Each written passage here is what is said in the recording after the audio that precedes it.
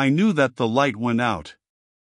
For not the least singular, nor, indeed, the least distressing part of my condition was the fact that, to the best of my knowledge and belief, I never once lost consciousness during the long hours which followed. I was aware of the extinction of the lamp, and of the black darkness which ensued. I heard a rustling sound, as if the man in the bed was settling himself between the sheets. Then all was still. And throughout that interminable night I remained, my brain awake, my body dead, waiting, watching, for the day. What had happened to me I could not guess. That I probably wore some of the external evidences of death my instinct told me, I knew I did. Paradoxical though it may sound, I felt as a man might feel who had actually died, as, in moments of speculation, in the days gone by, I had imagined it as quite possible that he would feel. It is very far from certain that feeling necessarily expires with what we call life. I continually asked myself if I could be dead. The inquiry pressed itself on me with awful iteration. Does the body die, and the brain, the I, the ego, still live on? God only knows. But, then, the agony of the thought. The hours passed. By slow degrees, the silence was eclipsed. Sounds of traffic, of hurrying footsteps, life, were ushers of the morn.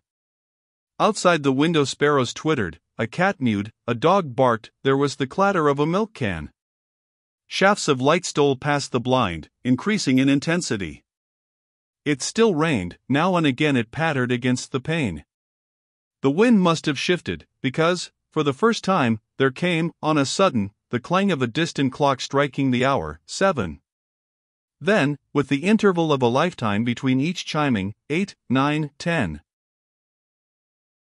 So far, in the room itself there had not been a sound.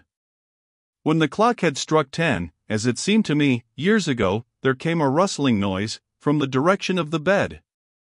Feet stepped upon the floor, moving towards where I was lying.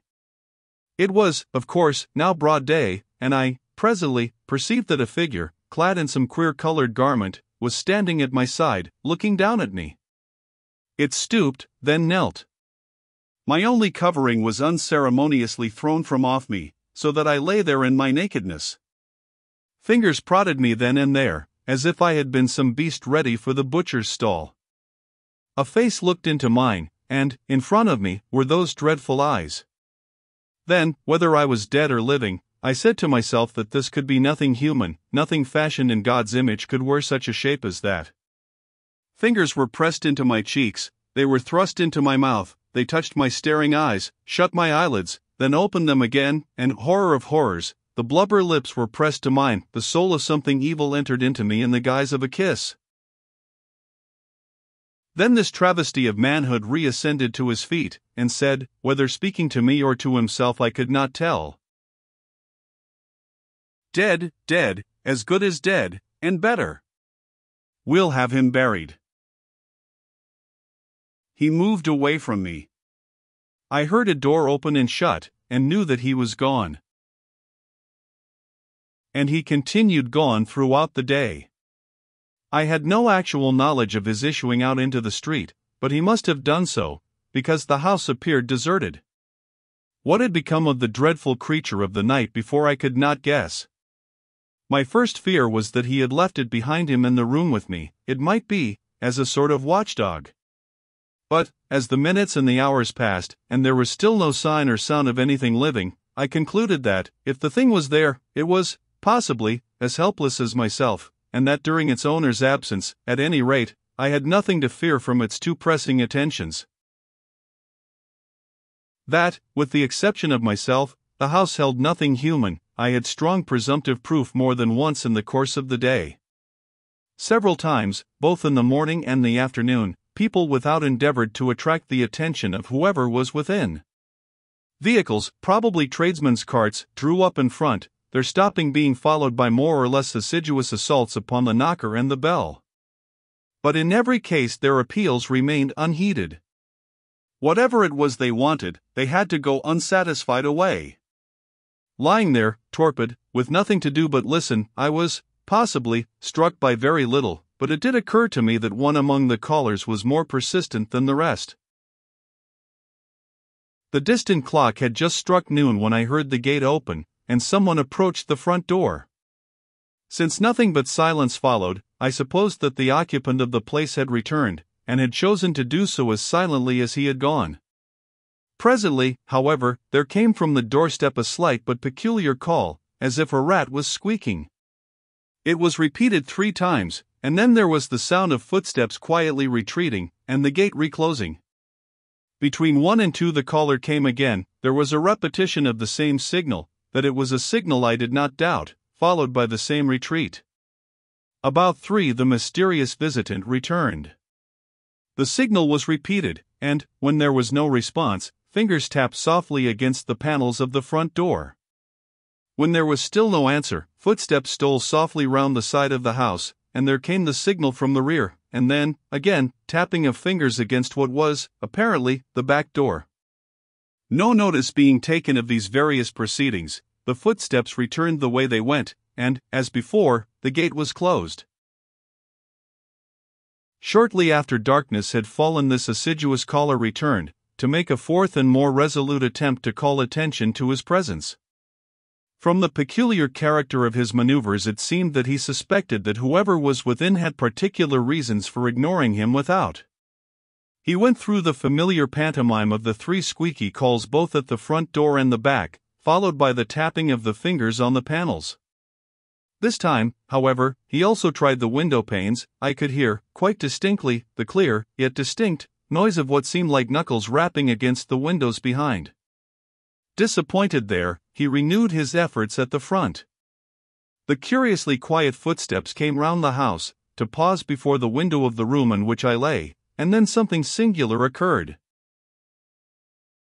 While I waited for the tapping, there came, instead, the sound of someone or something scrambling onto the windowsill, as if some creature, unable to reach the window from the ground, was endeavoring to gain the vantage of the sill.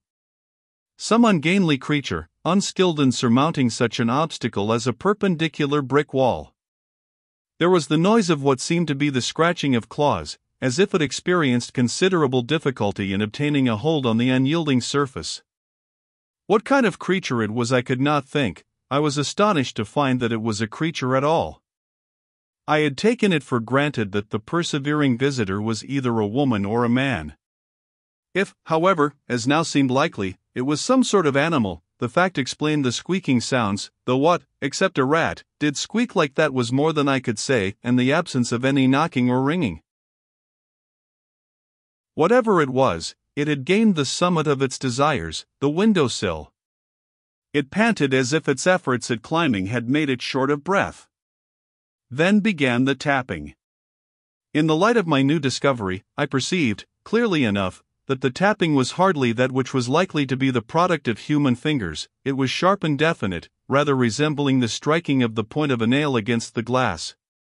It was not loud, but in time it continued with much persistency. It became plainly vicious. It was accompanied by what I can only describe as the most extraordinary noises. There were squeaks, growing angrier and shriller as the minutes passed, what seemed like gaspings for breath, and a peculiar buzzing sound like, yet unlike, the purring of a cat. The creature's resentment at its want of success in attracting attention was unmistakable. The tapping became like the clattering of hailstones. It kept up a continuous noise with its cries and pantings. There was the sound as of some large body being rubbed against the glass, as if it were extending itself against the window, and endeavoring, by force of pressure, to gain an entrance through the pane. So violent did its contortions become that I momentarily anticipated the yielding of the glass, and the excited assailant coming crashing through. Considerably to my relief, the window proved more impregnable than seemed at one time likely. The stolid resistance proved, in the end, to be too much either for its endurance or its patience. Just as I was looking for some fresh manifestation of fury, it seemed rather to tumble than to spring off the sill. Then came, once more, the same sound of quietly retreating footsteps, and what, under the circumstances, seemed odder still, the same closing of the gate. During the 2 or 3 hours which immediately ensued, nothing happened at all out of the way, and then took place the most surprising incident of all. The clock had struck 10 some time before. Since before the striking of the hour nothing and no one had passed along what was evidently the little frequented road in front of that uncanny house. On a sudden 2 sounds broke the stillness without, of someone running, and of cries. Judging from his hurrying steps, someone seemed to be flying for his life, to the accompaniment of curious cries. It was only when the runner reached the front of the house that, in the cries, I recognized the squeaks of the persistent caller. I imagined that he had returned, as before, alone, to renew his attacks upon the window, until it was made plain, as it quickly was, that, with him, was some sort of a companion. Immediately there arose, from without, the noise of battle. 2 creatures, whose cries were, to me, of so unusual a character, that I found it impossible to even guess at their identity, seemed to be waging war to the knife upon the doorstep. After a minute or 2 of furious contention, victory seemed to rest with one of the combatants, for the other fled, squeaking as with pain.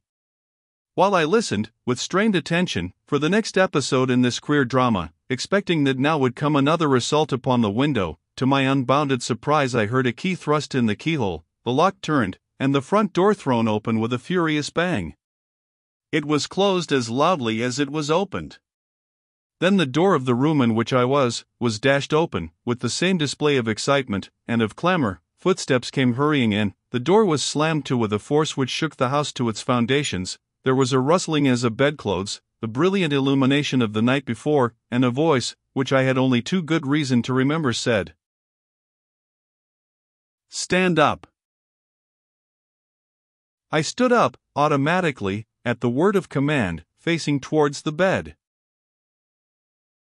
There, between the sheets, with his head resting on his hand, in the attitude in which I had seen him last, was the being I had made acquaintance with under circumstances which I was never likely to forget, the same, yet not the same.